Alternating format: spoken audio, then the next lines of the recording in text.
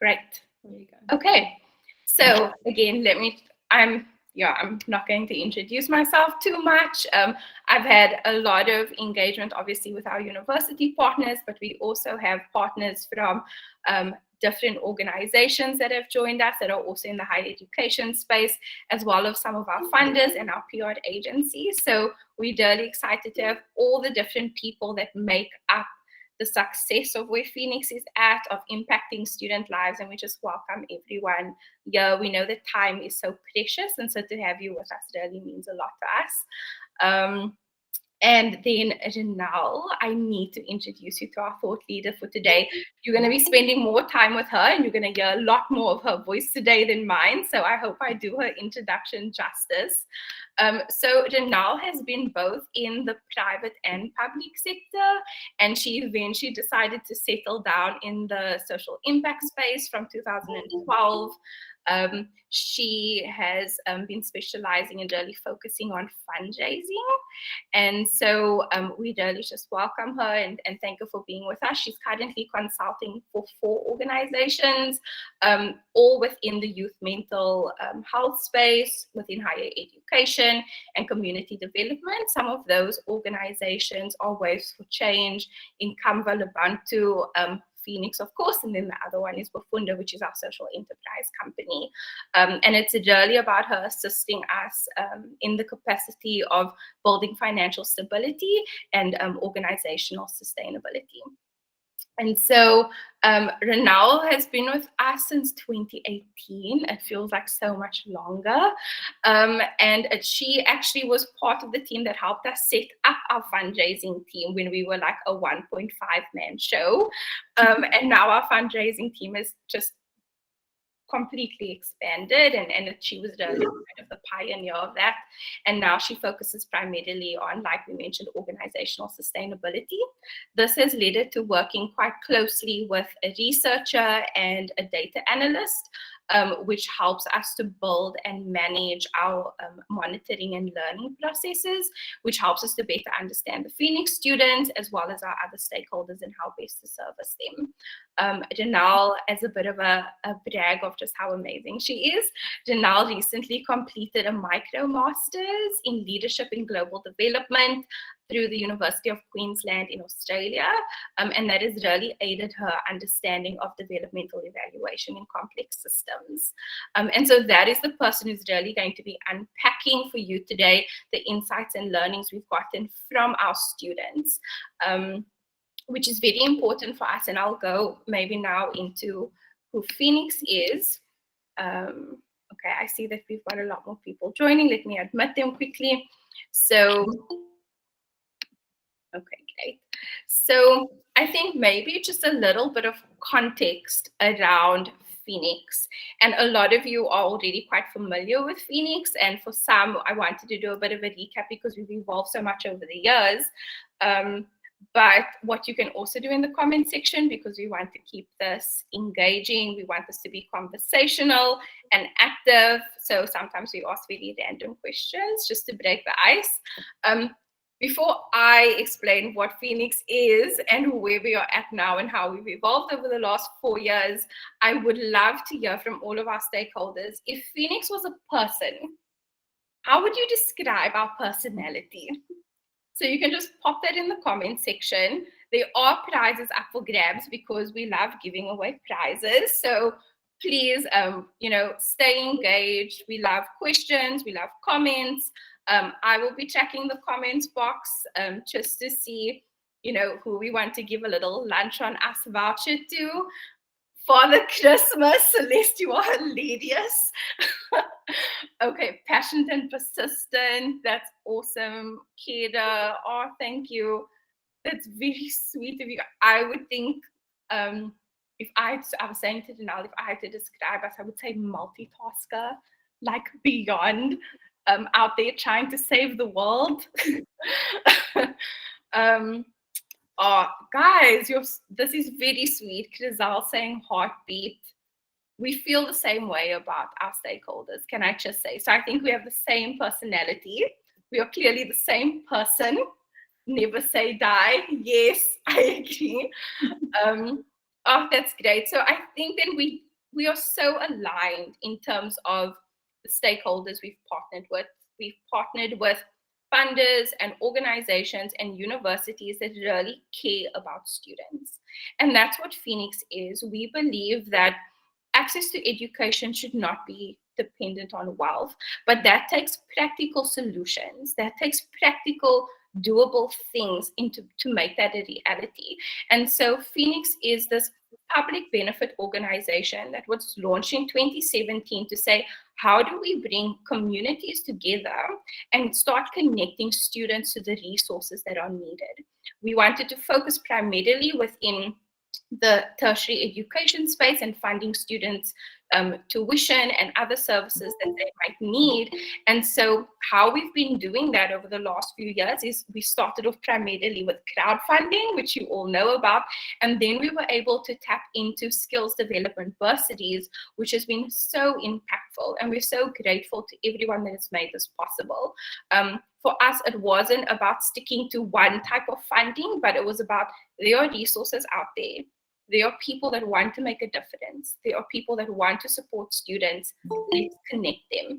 Let's connect communities to investment-worthy students and really make sure that access is not cut off. That students, if they want to become that graphic designer or that engineer or that doctor, they can do so, and they are not limited by their circumstances.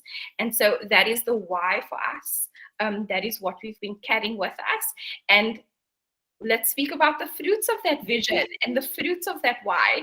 And so some of the fundraising impact we've had to date is we've been able, through our communities giving, to be able to fundraise just over 117 million Rand in 4 years.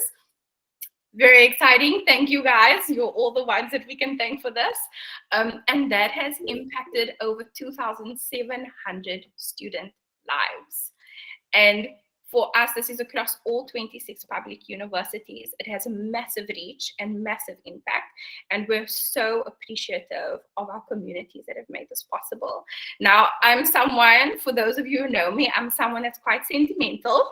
And so I like to bring big numbers into the individual, because that also, when times are tough, you need to remember your why, and you need to remember why you're doing this. And we're doing it for students like Robin. And so, we always get questioned about, is crowdfunding realistic? Are students really going to fundraise for themselves using your crowdfunding platform? Do they have the grit? Can they put themselves out there? And our answer is yes, they can, and yes, they do. This is Robin. We've very recently, as in this week, this was something that she posted on LinkedIn, and she's been promoting herself as someone who is investment worthy. She fundraised on Feenix last year. She's fundraising on Feenix this year. So far, she's raised over 10,000 Rand. She's almost about halfway. She's got quite a tenacity, and she posted on LinkedIn thanking her donors, thanking them for the contributions they've made, and very articulately pushing them to donate further, because there's still a lot of work to be done and a lot of donations to come through.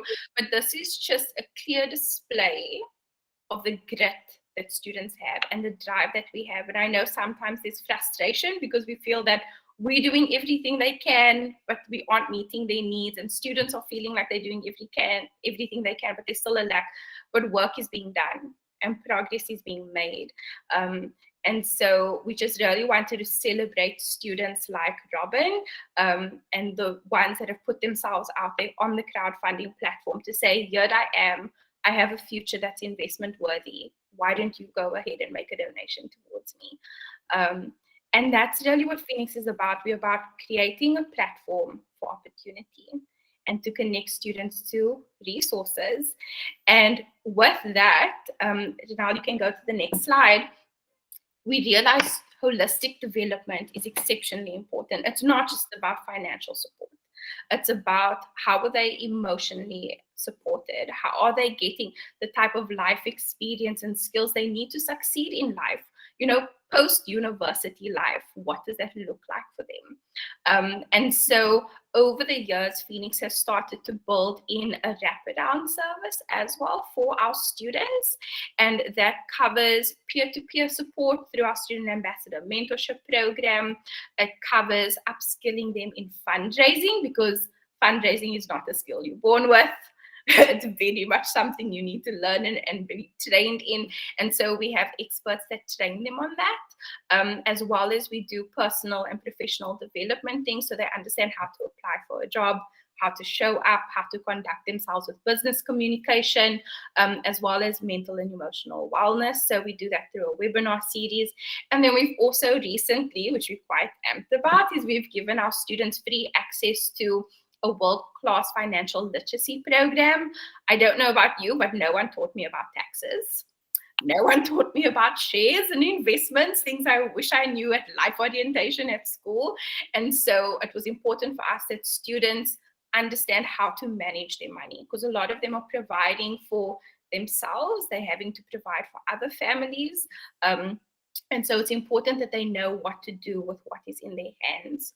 And they're not just out there creating more debt and putting themselves in a hole they might not be able to come out of. And so that's really the holistic support that we've developed over the last few years. And it's really been based on feedback from students and feedback from our partners on, are you thinking about this? Are you looking at this? Can we help with this? Which again, I think now leads me to Renal, our thought leader for the day. Is it was very important for us to, as we develop as an organization that services students and services our universities and other partners, to really understand and remain in tune with, what do our students need? What is the difference between them being in survival mode versus them thriving in life, not just as a student, but as an adult, as a young person that's going to contribute towards society. And so we didn't want to make any more assumptions about what they needed and how we needed to package that for them. We wanted to ask them directly. And so we started this research project with an external researcher, and now we'll go into all those details on how we put that model together. But this is really about understanding students from their own mouths. Just like with the crowdfunding platform, we don't tell the students stories for them. They write their own story. They tell you about themselves and why they're investment worthy. And so we thought it should be the same thing for, what do you need to succeed? What do you need to thrive in life? And so with that, I'm handing over to Janelle to take you through our Insights and Learning Report and what students are saying about where they're at. And we really hope it will be beneficial to all of you. Thank you, Cara. That was a beautiful introduction. Hello, everyone. I have met very few of the people on this call, and so it is really lovely to be engaging with you today. It's actually quite inspiring that so many people turn up to hear about thriving students. I think we're all on the same mission here, and like Cara said, we all have the same personality. And having gone through a lot of the student data and stories and quotes and feedback from students, I can sum up the student personality as a very resilient young person. And so in that sense, everyone is thriving in a way, but we want to unpack that a little bit. So I thought I'd start off with the screen. I think many of you have received this report. So you would have seen our 2021 Insights and Learning Report. Now for the universities out there, just a disclaimer, this is not an academic report. This is a monitoring report. And also, maybe it doesn't make quite 100% sense, but this is our midline report. So if you're familiar with data, most monitoring organizations will give a sort of a baseline data, midline data, and endline data. So this was taken in September 2021 when students had some contact with Feenix, but they hadn't completed their academic year yet. So the idea of monitoring is just that. We want to be in touch with students throughout their experience, so that if there's an opportunity for us to adjust our offering and maybe increase some of our holistic support, then we can still do that and hopefully get them to a better space by the time that they finish that academic year. And so the reason we're here today is, by the end of that academic year, for these students who answered their survey in September, we ask all the students in April again, okay, now what's the reality of your situation? You thought you were going to complete your degree. Did you do that?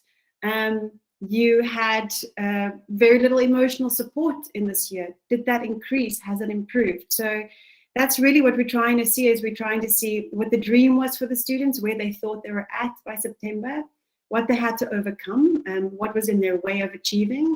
And then by the end of that academic year, what happened? So that's what we're going to do today. We're going to go through our Insights report from 2021, and we're going to reflect from our April data from students to see what is the reality of the situation.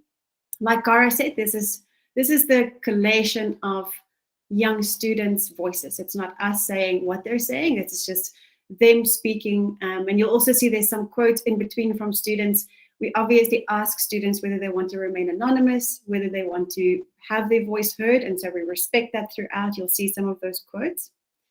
But now we want to understand what thrive means, right? So the reason we're all here is to understand why or how a student can thrive. And so in this case, we are pointing to actual research. So Cara mentioned us working with a researcher. Early 2020, we engaged the Qual agency. And they spent about 2.5 months deeply surveying and having calls and focus groups with over 300 Feenix students and graduates, who at that stage were quite responsive because suddenly everyone was at home. So it actually worked in our favor, and we got such rich data. And they had produced this incredibly in-depth and beautiful report. And the culmination of that report was this. So our brief to them had said, listen, we know the following, and we have an intuition about our students and their experience. So we know that they arrive at Feenix for a reason. So we want to understand. So they arrive here, they go live on our platform. So we have some boxes we need to tick before someone can get a live profile on Feenix. But then they survive. They're almost always in survival mode. And we're hoping that if they get to go through all of those stages, they'll come out the other end in a thriving way. But what does that mean? What is it that indicates someone who might thrive, who is on the pathway to thriving? And what are the things that we need to influence that can almost not guarantee, but support that ability to thrive? And so this was the culmination of that research. And this is what we base all of our monitoring practices on. So I want to go into this a little bit because I want to just have a little activity with the audience today. I think it's going to be really interesting. So what we saw from the research is that growth mindset is the foundation of it all. And this we measure by grit. So all the students, almost all said, all starts with a goal. I have this goal. Am I overcoming the challenges to achieve that goal? And that is what forms the growth mindset. And that underpins all of the rest. Then the next one being emotional well-being, measured usually by someone having peer support, parental support, lecturers supporting, someone in the finance office supporting, Feenix team member supporting, a Feenix ambassador on the ground. So it's about having someone who just believes in you and shows up for you. Financial stability, we know, is a tough one, and this is the currency towards academic success and upward mobility. So we ask students how financially stable they are. Academic success, we ask them not for their grades. It's about, are you progressing year on year? Even if you have to repeat subjects, are you on track to complete this degree at some point? So at this stage, I'm going to pause. We would like to do a poll with our audience. So at the end of this, when we go through our sort of the meat of the presentation, we're going to get to where students had given answers to this. So what they do is on a scale from 1 to 5, they tell us where they are at on these indicators, on these thrive drivers. And at the end, we're going to share that with you. But I thought it would be really interesting to know, where are you? Are you thriving at the moment? As an audience, are we seeing comparatively to students? Sorry, if someone can mute. I'm hearing, is there a question? No, you can go ahead. Okay. So, Cara, if I can ask that you launch the first poll, we're going to ask some questions from the audience here around these thrive drivers, and then we're going to see at the end, how do you compare to a student's thrive drivers? So the poll, if you don't see it popping up on your screen, if you're on a mobile device, you'll have to go to your 3 dots where you have more options, and you'll see there's something called activities that has a little triangle, a circle, and a square. And in there, you can go to the poll and give your answers. So again, we're going to ask questions, and from 1 to 5, you're going to rate yourself. 5 being you're absolutely okay, and 1 being not so much. So we're going to give you 30 seconds roughly per poll, because we don't want people to overthink it really. Cara, if you see the polls are coming in quicker, then you can relaunch the next one. And then at the end, we'll reveal how well our audience is doing versus how well students are doing in their Thrive drivers. I'm going to give it a couple more seconds on the first poll. So far we have about 10 people that have voted. So we're just waiting for everyone else. And don't overthink it, guys. Just 1 to 5. How do you feel you are? The first one is going to measure your grit. So how well have you overcome your challenges in the last year? And then just the last one on which we usually measure academic success, we're asking a little bit of a different question to the audience, because I think we're not all people studying in this audience, so it's going to look a bit different. Okay, I'm going to end the first poll. And I'm going to launch the second one now. Remember, engagement might get you a lunch on us voucher a little bit later, so please do be engaged. And this is not something that you don't have to be scared about outing yourself. This is anonymous, and it's just for fun. It's just to give us an idea of us versus students. Where are they at? What is our situation in relation to students' current situation? Cara, I'm gonna. Sorry. The votes are coming in nice and quickly. Oh, brilliant. Okay. I think while people vote, Cara is going to close the poll and launch the next one as we go on. But I thought, let me just get some of the basic things out the way while you're voting. I wanted to give a sense of who are the respondents answering our survey. So on the left-hand side, while you're voting, please continue to vote. On the left-hand side, we have our September report. It was made up of 295 respondents, predominantly female, quite a nice chunk of postgraduate students. And then in April, we ran, obviously, another survey to see how that compares once students had gone through the academic year. And just to note, so there's a little icon you'll see that has a graph, a blue graph and some bars. If you see that on the presentation, you know I'm referring to April survey. So it means what is the newest information we've gotten. And I'll point that out as we go along.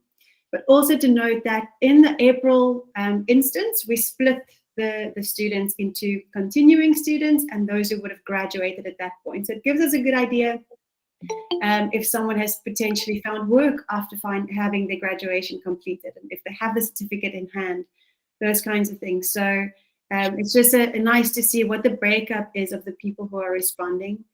Quite a few people who fundraise through Feenix, also fundraises for historical debt, so that also plays into it. Cara, how are we doing? Can I move on? Yeah, so we're just on the last poll at the moment. Do you have a university degree? So we're busy getting votes in now, and that will be the last poll. Amazing. Okay, so I'm going to go on while we're voting.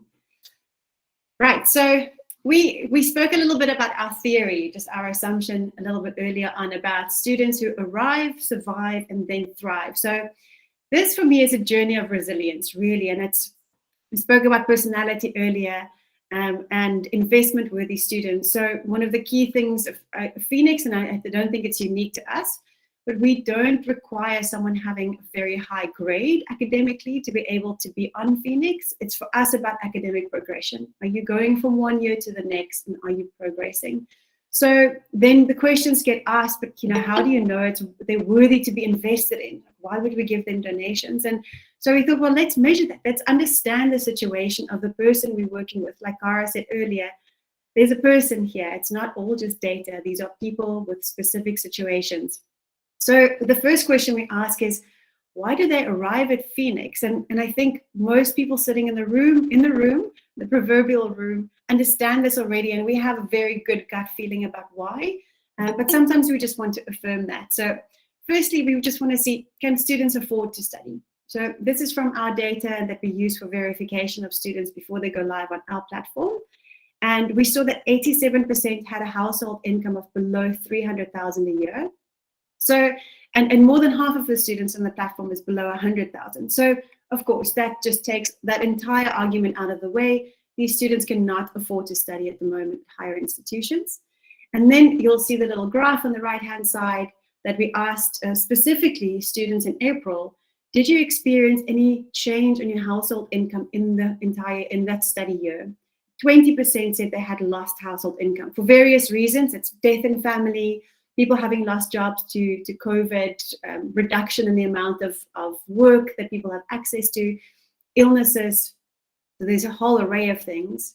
And one of the students from University of the Free State said that it badly decreased, that I had to starve myself just to send them some cash, referring to the household. So there's some real pressure there.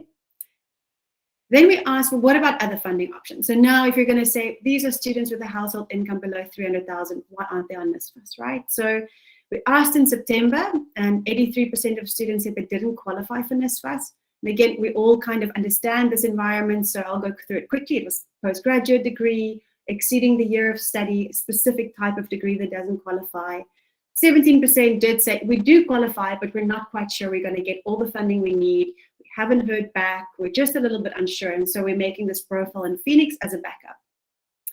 We get to scholarship, bursaries, and loans. And like we said earlier, a lot of the students don't qualify academically for that scholarship, but they have the resilience and the determination to get their degree. So really, they shouldn't be excluded, right, if they're able to progress year on year. So 75% couldn't access a scholarship or a bursary. 31% obviously had tried but didn't qualify for a loan. And quite a chunk of students just didn't know where to look for funds. So again, the little icon at the bottom shows that 25% eventually, this is the continuing students, not the graduates, had received some funding from NSFAS. So we're very grateful that there's additional income coming there. And 7% only received bursary and scholarships. That's quite low. And a student commented, it's really working out for students like me who come from disadvantaged backgrounds. In future, when I get employed, I'll also assist other students with funds through this initiative. So it just shows students cannot afford it and they're really struggling to find options for their fees. But now, moving towards the thrive and navigating this pathway of the resilient student and this investment-worthy student, we want to also understand what is the environmental situation, what is impacting the student's ability to survive and to sort of climb out this big mountain towards that pinnacle of upward mobility to thriving. So we want to understand the challenges that they have to navigate. We understand their situations better. And again, I'm speaking to the converted here, but it's really lovely to be able to see where students are at, what changes year to year, and what changes from September to April when the academic year is completed. So this was all based on our insight survey, and we sort of tested what are the main challenges that students are facing besides funding, because that always comes up as number one. So we took that out of the equation, and what's then left over, the top two, is online or remote learning and time management. And I must say those two don't go well together, because you're online or remotely, you're in charge of your own time. So very, very tricky for them during that year. What was noteworthy, however, is 2020, we did the same survey. We repeated that in 2021. And there was a significant increase of students saying they're feeling anxious, they're stressing, and they're worried, and it's affecting their mental health. So it's something we wanted to keep in the back of our minds, and we want to keep that in the back of our minds as we journey to the thriving students later on. The main resource constraints, however, so now we're saying, cool, so you have these massive challenges, but now what is it that you really need access to that you're struggling to get access to? And the top three was exactly the same as the top three in 2020, although the percentages had got up a little bit. 66% couldn't access internet data, or at least struggle. Next, textbooks and learning materials, and then a laptop and digital device. So we ran in 2020 a Cap the Gap. I think many of you would know about it, where we handed out food vouchers, digital devices, and internet data. And to this day, students comment about how much that helped them. So it was a huge success. And universities did a lot of that as well, which is, we absolutely applaud you. All the scholarships that I know Michelle also did a lot of that. So, and there was a lot of support, and it made a huge difference for students.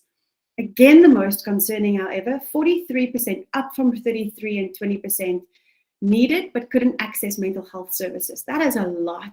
45% of students said they struggle to access food. So the challenges are real and resource constraints are real.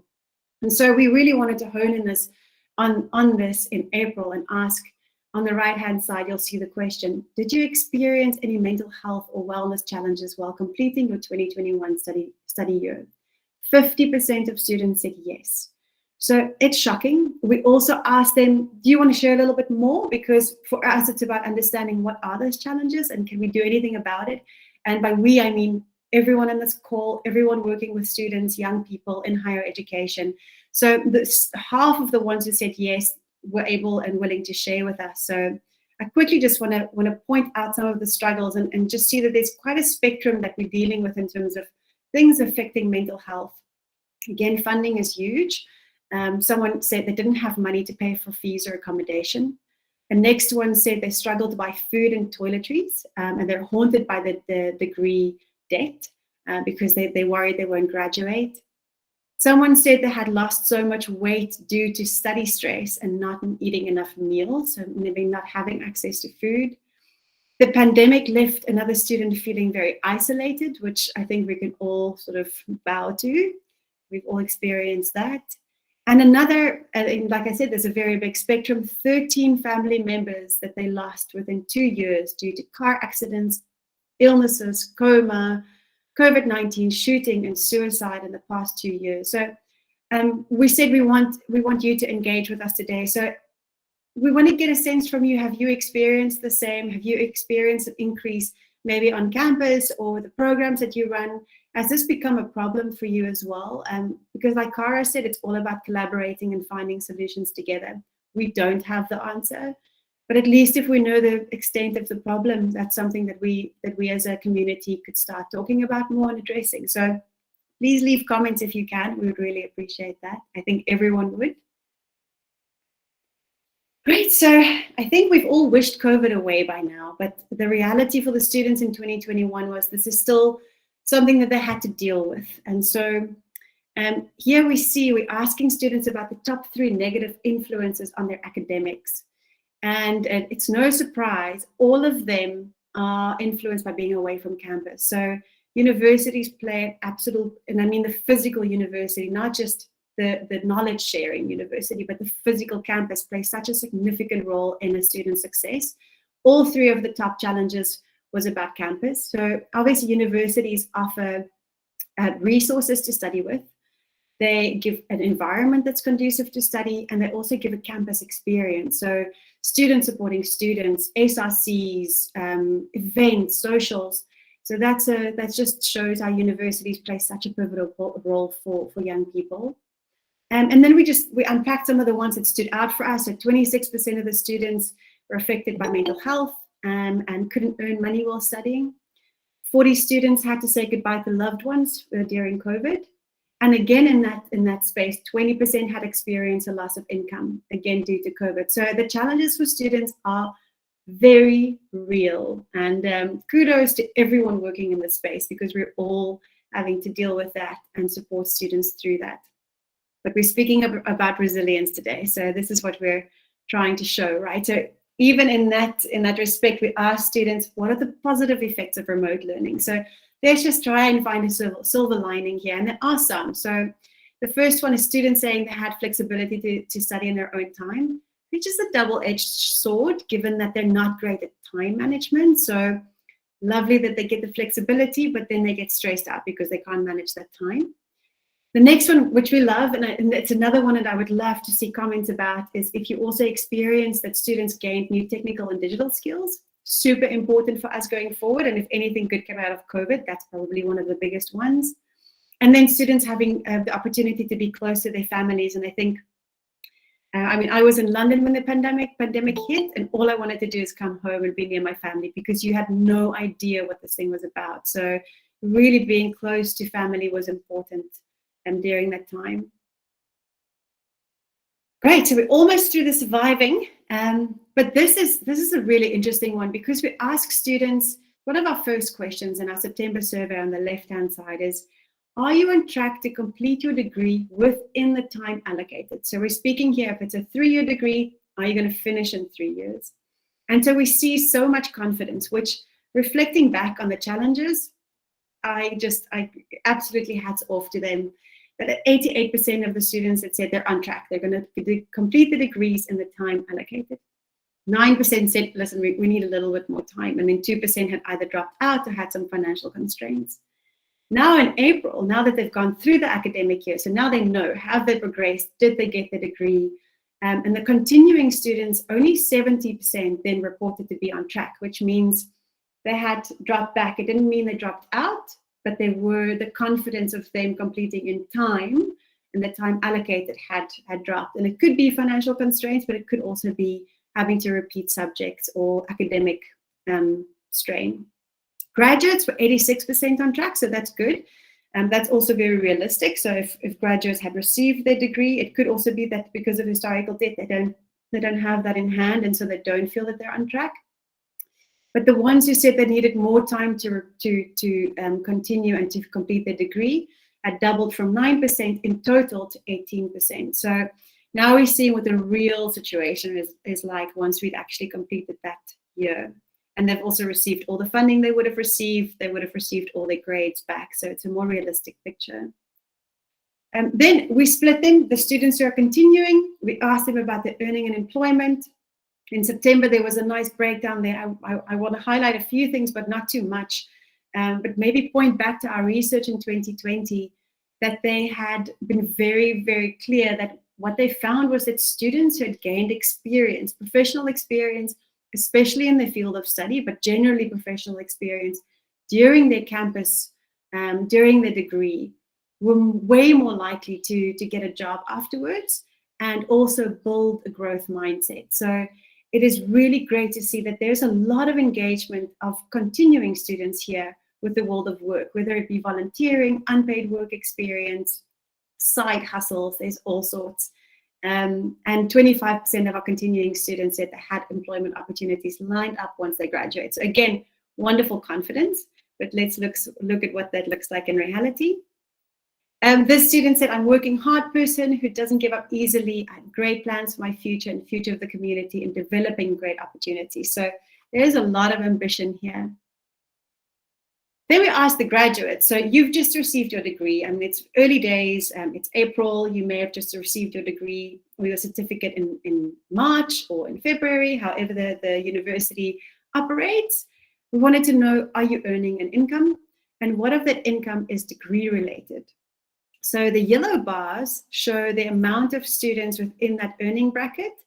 And then the blue shows what of those, or how many of those students earning is related to their field of study. And so you can see as you progress from 1 to 2,000 to 10 to 19,000, the higher the earning, the more likely it is that it's related to the degree. So we've seen that with other surveys we've done, and there's a few other examples that we have, but that is a trend that is maybe logical, but it's really nice to see that students, when they're applying their learning, they get to earn more. So wonderful. 38% of the graduates were earning some form of income, but only 34 were not in employment or education or training. 34%, sorry. So here's a student saying they've gained experience through an internship, also get paid practical experience during the July break, all in their fieldwork of study. So that's wonderful. It opens up their minds to the possibilities once that degree is done. And this is a breakdown of the needs category. So not an education, employment, or training. So this is just a breakdown of what we mean by that. So a big chunk, the yellow chunk here, almost 30% is enrolled in postgraduate studies. 8.5% are formally employed. 15.5% is informally employed. And there's a nice one here. I am working but not being paid is this little chunk here, the pink one. So there's a variety of engagement, and students aren't, 34% of students, unfortunately, the biggest chunk of the pie, are not engaging in any of those. But luckily, we knew from last year that goes up to 50% again by September. So hopefully when we launch our next Insights report, that looks great. So we're on this journey of grit, right? So we spoke about grit leading to growth mindset and this resilience of young people. And Dorian, who's also a Feenix student ambassador, shared this with us. I'm going to read it because it's a beautiful showcasing of someone's resilience. Dorian says, as a person living with HIV, it was my sexual assault 17 years ago, which continues to let me move forward, which is an interesting statement. I refuse to be a prisoner of the scars this traumatic event left me with. Going back to study was a huge deal, and not knowing where my finances for studies would come from was a huge risk for me. However, my search for knowledge and wanting to leave the world a better place is what continues to drive me. So that drive is so important. Thank you for Dorian there. And now we're getting to it. So thriving. Now we've shaped the context of this person, this young individual who has to navigate all of these things to eventually hope to thrive. So let's start.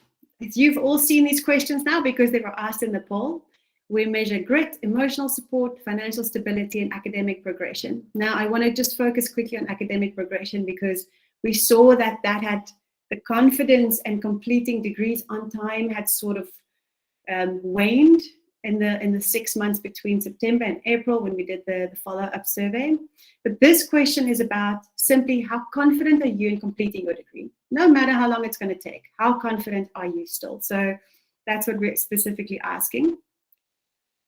Okay, so this is a very busy slide, and I'm really hoping you can make sense of it. And if not, we can unpack it in the Q&A later again. But the left-hand side, we have the Thrive drivers.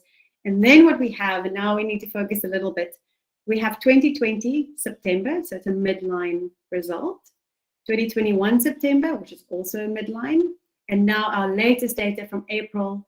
So those 2021 students, those ratings there, compared to now, once the academic year is completed, all the funding is received, and the results are out. So we see that grit had gone up from year to year, 3.3 to 3.5. And again, in April, we saw that spiked a little bit more to 3.6. And students saying it was really receiving donations that helped them build that grit. So there's little bits of hope that they get throughout the year. Emotional support is absolutely no surprise, given that the challenges we've just gone through, that has decreased quite a bit. So 2020 was at a 3.2. Students were still feeling emotionally okay. 2021 went down to a 3. And even given the 6 month period where they completed that year, they're still at a 3 in April this year. Financial stability was an interesting one. Was at a 1.6 in 2020, went up to a 1.7 in 2021. In 2022, it went up to a 1.9 now in April. So that's really nice to see. And maybe just to go back to emotional support, many students had said creating a profile really helped them there. So it's just about doing something that gives them hope. So that was interesting. Financial stability, many of them had said Black Bullion had helped them to save money and make or take good care of their own financial lives. And the last one being academic progress that we spoke about a little bit earlier is we saw it went from a 4.4 in 2020 to 4.6 in 2021, and comparing now the realistic today figure of 4.6 in April. So even though the confidence has waned in terms of, am I going to complete this degree in the time that I was allocated, the confidence of completing it definitely didn't take a toll at all.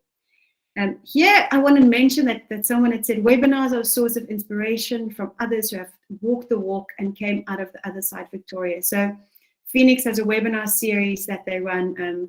There's another lovely quote from a student here. They say, attending the Feenix webinars made me feel emotionally supported because of how the presenters engages and interacts with us online. I'm not going to read through the whole one, but it's something that comes up quite frequently, is that's a space where they can come and engage with their peers. Maybe to read the last line, there are so many students out there who go through a lot of challenges emotionally and otherwise. So, and it gives a student a sense of rapport that they can build with other students, not feeling so alone. So I'm going to come back to this just to familiarize ourselves again. We're going to lose the left of the screen now. So we're going to take away what we learned in September. We're going to focus about where the students are now and what influences that. I think that's the most important thing here today is to know that as universities, as scholarship, as bursars, as funders, as anyone who operates in this higher education space, what we're doing is definitely influencing a young person's ability to thrive. So even if it's incremental, there's movement on these scales. So I really want us to remember that, because we're all doing amazing work. So in the Feenix situation, obviously we can't speak for everyone, but in the Feenix situation, this is what we found. So on the left, we've got that green, yellow bar. The green indicating where we saw some of the Thrive drivers increasing in April. The yellow ones showing where it stayed the same, nothing decreased. But then we wanted to know if we isolate some of our services. So if we say, okay, we're offering financial education, and if I can pause there for a second, why are we doing that in the first place? Again, going back to our 2020 intensive research study through the Qual agency, without bringing this into the questions, just asking students what could really help you thrive? What is it that you need to do better? And 43% of students completely organically said they need to understand money management better. And so we went on the search. Cara and I had multiple conversations. We looked everywhere, and we finally found a platform that was built specifically for students. And we brought that back to South Africa, and now Feenix students have free access to this, which is amazing. So what we want to do is, now we've introduced this service, is it helping? We need to understand whether it's making a difference at all. So what we do is we isolate those students. So we say everyone who we know, so this is a data point we have, who we know has signed up and learned on this platform. If we just look at them, if we isolate them as a group, what do their Thrive drivers look like? What we see is almost across the board, it has gone up. So for grit, it increases to a 3.8 instead of a 3.6. Emotional support, a slight increase to a 3.1 versus a 3. I don't know if that's significant at all, probably not so much. Financial stability wonderfully goes up to 2.1, so it's someone's personal sense of financial stability. Academic progress, don't know what to do about that. That decreases to a 4.5, so let's see. Not sure what that means yet. We'll do a little bit more digging. And then we also said, okay, another data point we have is we know whether someone has received money. And this doesn't have to be someone who received 400,000 Rand or 20,000 Rand. It could be someone who received 100 Rand. So anyone who received funding support, what does it look like for them? So now we're isolating just the students who received funding support, any amount. And so we see their grit goes up even higher, 3.9. Emotional support goes to a 3.3. So I think that it shows that we know that a lot of the emotional turmoil comes from not having access to funding. So we can see that is reducing a little bit of that anxiety and stress for students. Financial stability, it goes up to 2.1, which is fantastic. Students are receiving funding, they feel more stable. Academic progress goes to a 4.7, and I can only imagine it's because students going, oh, okay, I'm having the support now, I can just focus on my learning. I don't have to worry about this. And this is actually, we ask a lot of qualitative questions, and it's a lot of what the students say is, you're removing that stress for me, and I'm just able to focus here on what I'm supposed to do, which is a luxury for many of the students. And then just because I was very interested to see what happens, if you then say, okay, so if we take the data and we say, the students who had access to financial education platform, as well as funding support. So for the students where both of that is true, what does that look like? And suddenly we're seeing that grit goes up to 3.9, which for me is starting to really tip the scale towards thriving as opposed to just surviving, which is closer to the 3. So we're getting to a 4 now, which is great, right? Emotional support, amazing, goes up to a 3.5. So we're seeing there that those students who are engaging in both those things has a little bit more there. Financial stability goes up to a 2.2, which is amazing, from a 1.9 from general students to 2.2 for that combined support. Academic progress stays at a 4.7, same as funding support. So it's just good to see that things that we as a community are doing for students in higher education, it's moving the mark. However slowly it's doing it, we're chipping away. So I'm just going to quickly look at what that looks like at aggregated scores. So at the top of the screen, we see if we take all those scores for students, grit, emotional support, financial stability, academic progress, and we collapse that into one score, then we get a 3.3. If we remove all these other services we spoke about, financial education and funding support, we're at 3.1. And then for just the financial education group, we're at 3.4. For the funding support group, we're at 3.5. For combined support, we're at a 3.6. So we're seeing a slight incremental increase as we add services, as we engage students with these things. And also to note, it could be grit that motivates someone to engage with these things. It could be grit that motivates them to go onto a platform like the financial education platform and learn, and for them to hustle to fundraise for their own fees. So it's a chicken and egg. We completely understand that as well. But now I'm going to breathe, and then I think we're almost heading to the big reveal of what your scores are against the students. We're almost there. But firstly, I want to just remember back that pyramid we saw at the beginning. Right at the top, we had upward mobility. And the pinnacle of that upward mobility, I didn't actually make a point of showing it to you, but it said paying it forward. So it's an interesting concept. Someone who is typically going to pay it forward is someone who has enough to give back or give away. So it's also something that really indicates thriving to us. So, sorry, let me just read this one from one of the students. Access to the Black Bullion Financial Wellness Platform helped me to befriend money in a healthy manner. Beautiful, from UWC. And from Rhodes University, wanted to say to my funder, and this is where I want to get into the paying it forward. Thank you so much. May your pockets grow big, and may you help the next one. I will have a big heart one day too. You did not only contribute financially, you've taught me the language of giving without expecting anything in return. So thankfully, if we're speaking about investment-worthy individuals, we can rest assured that this person, we can always donate and make someone's life a little bit easier, and the hope is that they come out the other side doing the same for someone else, right? So we ask students, are you paying it forward? And I mean, these are very young people, but 26% of them are already paying it forward in some way. So it's a big combination of things. And usually what we find is students tutor others because it's something, that they've been through the education system and they know how difficult it is to make the leap from school to university. And so there's lots of mentoring. There's online WhatsApp chat groups that someone is running with, I assume, with offering some career exhibition is the word there. I think it's career guidance. Someone is running 2 nonprofit organizations, hats off. Someone had cited being a blood donor, beautiful. There's someone in the community seeking out and comforting the afflicted, which is absolutely lovely. And someone volunteering for tutoring maths and economics for grade 10 to 12. So really whatever they're gaining, it seems that these young people are saying, what do I have and how can I give back? And it's absolutely beautiful given the survival mode that we've seen earlier on. Oops. Okay, so I'm going to refresh this quickly. We're about to reveal what your scores look like versus students.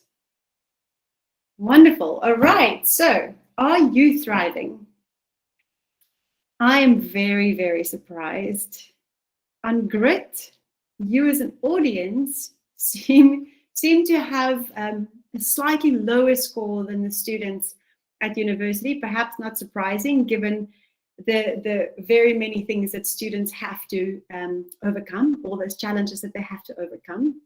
So I think building grit as a young person is probably something that you have to do. You have very little choice. Shows that resilience. On emotional support, I'm very happy to see that the audience today has more access to emotional support, way closer to thriving than the students.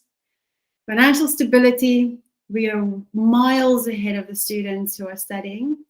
And in terms of academic progress, we asked, do you have a degree? We ended up at 4.8. So many people in this room or in this webinar today have degrees.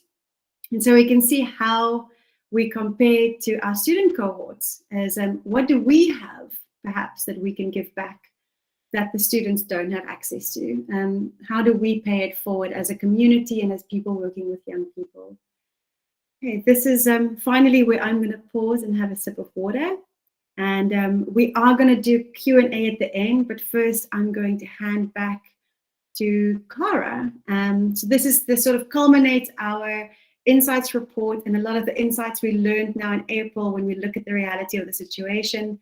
And hopefully we'll have one of these again. We'll be able to share that with you both in September and April next year in the same way. So thank you so much for hopefully listening. I haven't been able to see anyone while I'm speaking, so it's always a little bit awkward, but I hope that you found it very interesting. Thanks so much for your attention. Thanks so much, Chanel.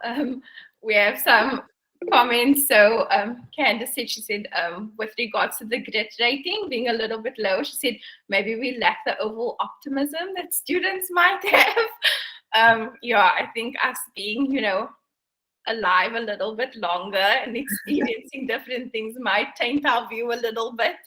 I also think in general, we tend to become a lot more critical of how we're doing as life progresses. And so maybe everyone's actually doing better than what they think they are. But it's very interesting to see the ratings and to be able to compare it with a student, especially in terms of access and how we perceive it. So yeah, I think we tried to keep it short and sweet so that we could spend some time with questions. I did see a hand up, but before I get into that, just to kind of round up everything that Janelle has spoken to. We went into the survival mode and, it's almost frightening seeing the lack of resources and how great the need is, from food security, a very basic need, all the way through to emotional support, and how that impacts people in different ways. But then when you look on the thrive side on how students have been able to overcome, and we know that's because of a community that is involved. We know universities provide a great deal of resources on campus and now virtually. We also know that there's different organizations, different bursary programs, funder support that is coming on board and saying, how can we help? And so what I wanted to do is celebrate, again, coming down to the individual, because sometimes it's better to grasp onto one person. Okay, Katie, I see it was a mistake, no problem. It's better to grasp onto that individual of this is why we do what we're doing. And so Renal's going to play for you Ntombi's video, but she is the perfect example of a student that came in with such great lack and needing just for someone to support her. She actually started fundraising on Facebook. Before she knew about Feenix, she was able to fundraise for her registration fee, and then she was able to get into WITS, and then she got to Feenix and she started fundraising. She, Ntombi, is doing chemical engineering. She actually graduated now with a master's in chemical engineering and started a PhD. She's been with us on Feenix fundraising since 2017 to 2019. She was able to be funded up to the value of 97,000 Rand across those years. And she also paid it forward by being an ambassador for Feenix. And she's still a champion, even though she's graduated. She still does lots of things for us and just spreads the word of hope, really. So what I want to do is I want everyone to watch her video. This is a story of where she was at. And then I'm going to share with you, Ntombi sent us, she just did a quick video from home, just updating everyone. She wanted to just thank all of you on this call because she knows all of you play a part in impact. And so she also just has a thank you message for everyone on, where she's doing now, and just thank you for helping her get there. So yeah, Janelle, over to you to play the video. I remember telling myself that the when and the how does not matter, just the will. My name is Ntombigai Sepengu. I'm doing my master's in chemical engineering at WITS. I was raised by a single parent, my mom, since my dad passed away when I was 5 years old. My mom worked as a domestic worker to support my 5 siblings and I. This is my mom, Grace. My mom understood the value of education. She preached education. When youth decide to study further, You have to have enough money to pay for your fees. You have to have enough money for residence if you stay far. If you don't stay far, you have to have money for transport. In 2017 June, I got accepted to study Masters in Chemical Engineering at VET, and I had no funding and no bursary. When I registered with Feenix, which is a crowdfunding platform, I did not believe that it would work because I needed to motivate why I needed funding. I was scared that people will feel sorry for me, and I did not want that since I'm a person who does not want their circumstance define who they are. And then after it had been approved, after like 2 days, my fees were fully paid. I was shocked. I believe in a world where each child has access to quality education. If more communities start supporting students, we can increase accessibility for everyone.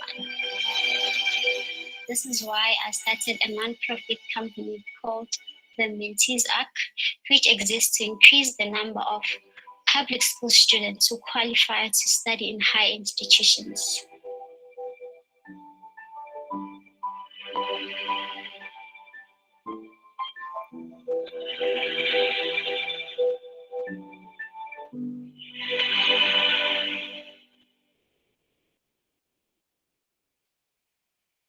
Thanks, Janelle. Yeah, you can go straight to Ntombi's thank you video. So just while Janelle's pulling that video up, just so you know, Ntombi's now a mommy.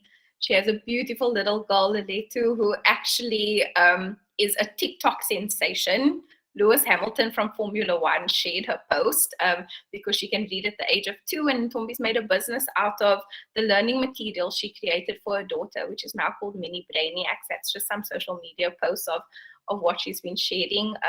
But I just want you to hear from her specifically on what she has to say to everyone that supported her. Hello everyone, my name is Ntombi Bingu, an MSc graduate in chemical engineering from the University of Witwatersrand. Mother of a 2-year-old girl named Letu, co-founder of Mini Brainiac, a company which sells learning materials for toddlers, and the co-founder of the Mentees Act, a non-profit company which exists to increase the number of public school learners who qualify to study in high institutions. I'm proud to say some of our mentees now graduating from university, and they are graduating debt-free because of organizations such as Feenix. I'm also one of the graduates who graduated debt-free because of Feenix.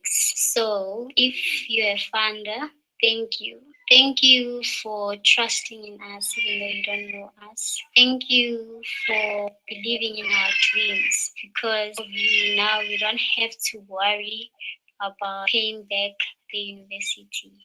Keep believing in our students, and we promise that we will pay it forward. We appreciate you. Amazing. Thanks, Janelle. And that's Ntombi. Those are the kind of students that, as stakeholders, you are supporting, and the difference that you are making. And so we just really wanted to, before we dive into questions, thank all of you for everything you do. We know it's not easy work. We know it can be frustrating and draining and exhausting, but you're here. And so your grit, I believe, is more than a 3.5 out of 5. But yeah, we just really want to thank you so much. And so I'm opening up the floor for more questions. We do have 2 questions now that I've got for you that I'll share. But while we're doing those, please, I'm happy to take on a couple more questions, and then we might even be able to close off the webinar a little bit early. So let's get into the first question. So Janelle, I did give Candace a brief answer, but I couldn't give an exact number. Do you know, so the 295 and the 226 respondents, do you know out of what that was? So what was the percentage of respondents to the students we contacted for the survey to those that actually responded, so we can have a gauge of what the sample size was? In September, the percentage was much higher because our cohort was quite much a bit lower in September. So the numbers grow on the Feenix platform throughout the year. In September, it was close to, I don't want to lie, it was close to 20%, the respondents. And by April, it was closer to 10 to 15% in responses. So it's quite a bit lower in April than it was in September. Okay, thanks. Okay, then we have a question from Josiah. So he said, from the respondents, what was the percentage of students from historically Black or white universities, and which percentage of students from traditional universities and universities of technology? So I did ask in the meantime, because I'm not sure now if we've got that breakdown offhand, but I did ask James just to have a look at, in terms of our platform, what the 2021 cohort looked like. And so what we can say is that about 24% of our students are from a tech university, and 76% of our students are from a traditional university. When we say tech, we're speaking about MUT, CPUT, so VUT, I can't CUT, you know who you are. Having to like quickly tap into my brain bank. So yeah, but I'm not sure, Denal, if you have any further insight about the student representation.